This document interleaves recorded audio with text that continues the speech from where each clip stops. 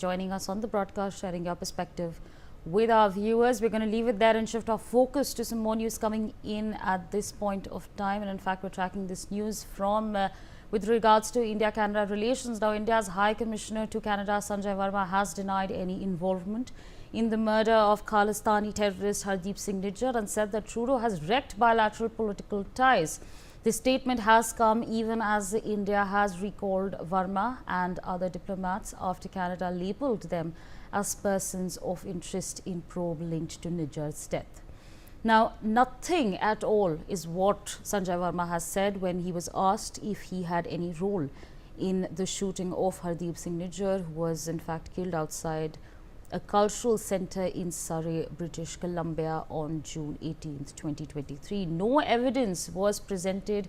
Politically motivated are the big statements that he has made with regards to Trudeau and in fact, him relying on intelligence rather than evidence. On the basis of intelligence, if you want to destroy a relationship, be my guest, and that's what he said.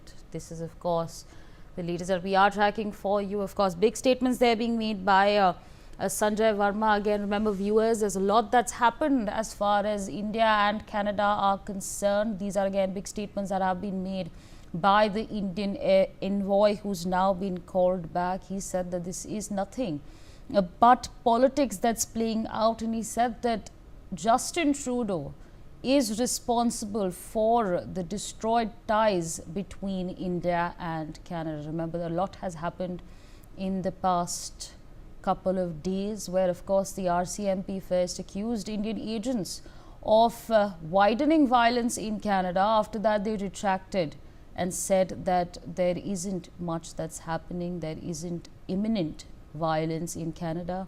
We, of course, also heard Justin Trudeau, who has been harping that Canada has given evidence to India, but again, he has retracted on his word and said that there isn't proof backing, and in fact, evidentiary proof backing his statement. So lots of developments taking place as far as India and Canada is concerned. Again, these statements that have been made by Indian envoy Sanjay Verma saying that, of course, Trudeau has now admitted that there is no hard evidence. My colleague Mehendi is in fact with us on the broadcast to give us more on this. Mehendi, if you could give our viewers the details on what it is that Mr.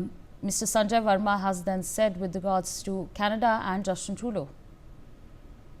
The outgoing Indian envoy who was named as a person of interest in the killing of Khalistani terrorist Hardeep Singh Nijjar by Ottawa has accused the Canadian Prime Minister Justin Trudeau of running bilateral ties between both the countries for political benefits. And not only that, India recalled the outgoing Indian High Commissioner to Canada, Sanjay Verma, after Canada named him as the person of interest along with the other diplomats in the investigation into Nijjar's killing. And also, Asavi, it has been said by Verma that Canada didn't follow the practice which should have been there, and also evidence should have been shared first, but Trudeau decided to stand in Parliament and talk about a thing for which he himself has said there was no hard evidence. This has been said by Sanjay Verma. And also, Trudeau had last year alleged that Indian agents were involved in the killing of Nijjar on Canadian soil during an address in the Canadian Parliament. And also, Asavi, after the diplomatic relations between both the countries deteriorated substantially, Trudeau last week has also mentioned that there was no hard evidence provided to India to back his allegations. And also, Sanjay Verma has reiterated that at the time when Trudeau claimed that Indian agents were involved, he had no hard evidence himself, and there was intelligence. On the basis of intelligence, if Trudeau wanted to destroy a relationship, be his guest. This challenge was made by Sanjay Verma. And also, the envoy has accused Canada of citing hearsay instead of corroborating the evidence, and also they go from one person to the other asking them about the hearsay. And also, most of these people are anti-India, pro-Khalistani elements. This has also been said by Sanjay Verma in one of his statements, and he also mentioned that how times have changed now, and a developed country, he is asking a developing country to do something, they will just not run and do it. And also, he mentioned that how Canada should provide the appropriate evidence that would be useful useful for the Indian legal process as well, because Canada is accusing him of a very big thing. And also the Indian High Commissioner has acknowledged monitoring pro-Khalistan and also the anti-India elements in Canada, but said no covert means were used. And lastly, also Sanjay Verma has accused some G7 countries of undertaking extrajudicial killings on foreign territory, and also mentioned that there should not be any double standards, and said that India, as the largest democracy in the world, is committed to not doing extrajudicial killings on any territory. Yes, Asabri. All right, Mehndi, thank you so much for joining us on the broadcast, sharing all those details with our viewers. On that note, we slip into a very short break. See you in a minute.